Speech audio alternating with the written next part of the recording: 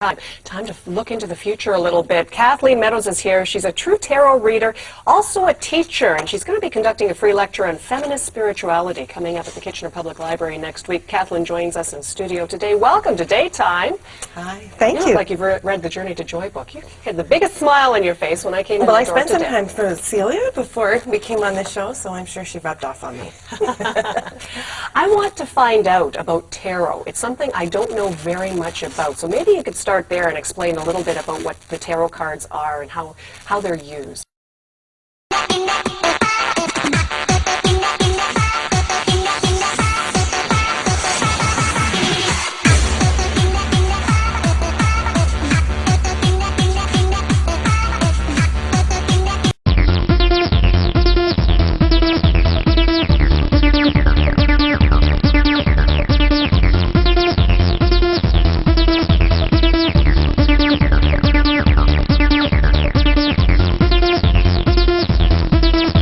Origins of these cards, first of all?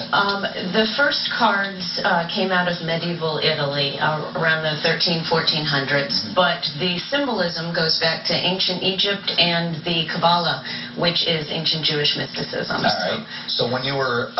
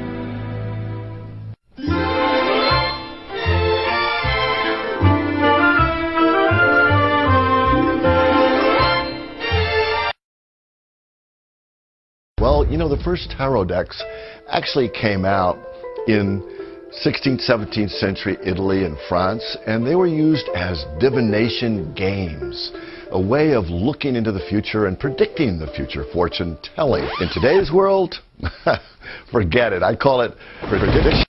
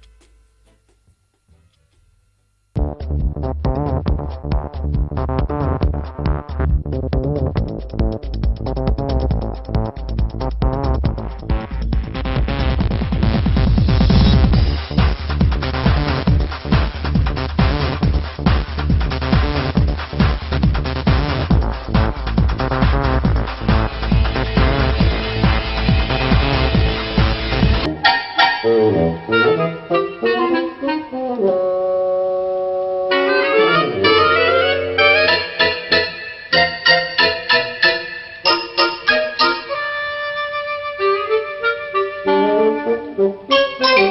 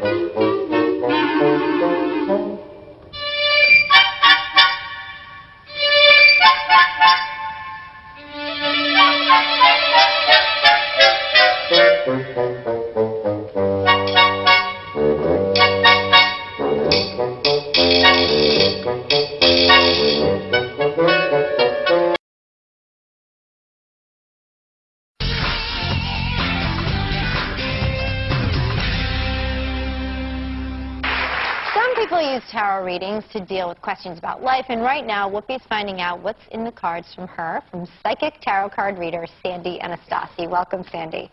Okay, so what exactly, how do the tarot cards actually work for you to predict things? Well, first off, let me hand these to Whoopi so she can start shuffling them, and I'll tell you how they work. Okay, so you always give them to somebody to shuffle? Well, not always, actually. Okay. As a psychic, I can tune into Whoopi's vibration.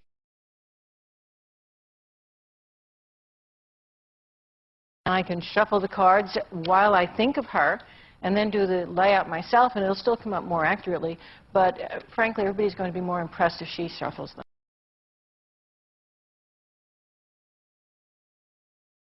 What's on the cards? They actually lay out what part of your life, It I don't know depends. anything about these. Yeah, you can look at the past, you can look at the present, you Okay. can look at the future. Okay. The tarot cards, first of all, are rooted so deeply in history, nobody really knows where they came from.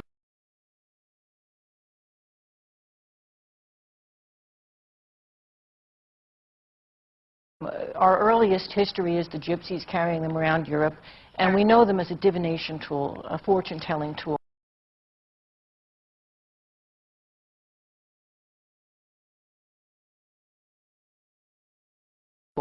I believe that they were used to train psychics. Because if you do the tarot cards for many, many years, as I've done, they initially start out, one card has one meaning. You know, card A means this, card B means this. You put those two meanings together, it's like a math problem. Okay. You get C as a So result. it's an equation. Yeah, so you don't have to be psychic to read the cards. You ready? But the cards train your psychic ability.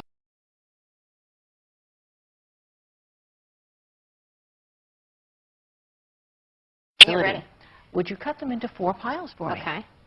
Some readers use 4 piles, some 3, some read off the top of the deck. Everyone is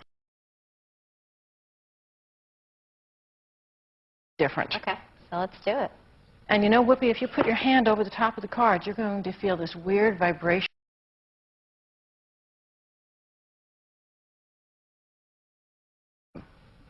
Pick me whichever pile, Vibration? like so. Pick whichever pile you're most attracted to. Which one says pick me? Ah, okay. Now, we're going to look at where your future is going. All right. Does that worry you? Do you feel like doing that? You know, nothing worries me except when I have to go to the bathroom. Good. Good. Carte blanche, then. Does she have to go there in the future? Probably about 15 minutes from now. Yeah. I'm good at that. And a bottle of water. Yeah. Well, the first card I'm going to put down is going to talk about where your mind is at right now. You know, what are you thinking about? What's on your mind? This is telling me that you've got some choices to make and not sure which way you want to jump. There are so many possibilities out there. You have a particular thing that you're looking at. You may have 2 or 3 different options on the plate as far as perhaps a piece of property that you're thinking of buying or selling. And it doesn't feel like there's one. It feels like there's 2. Or perhaps more, but it feels like a definite 2. So this could be like, where do I want to live? Or do I want to get rid of this piece of property and create a new piece of property? Are you still selling your But place?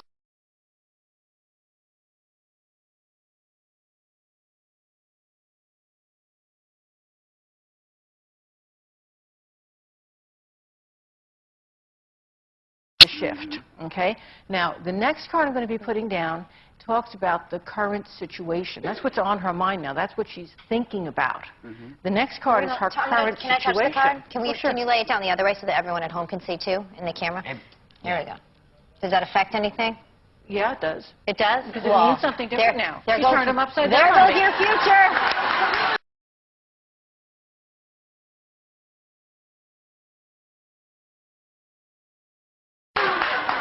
You touched the cards. You see, actually, touching them wouldn't have bothered me, although most psychics say don't touch my cards when I read. But I read the cards right side up and inverted, and it changes the meaning. You see? Yeah. You see, this card right here says she already made the decision. This card says she's still thinking about it. So you're deciding on what the real estate... No, she hasn't made No, the I haven't decision made yet.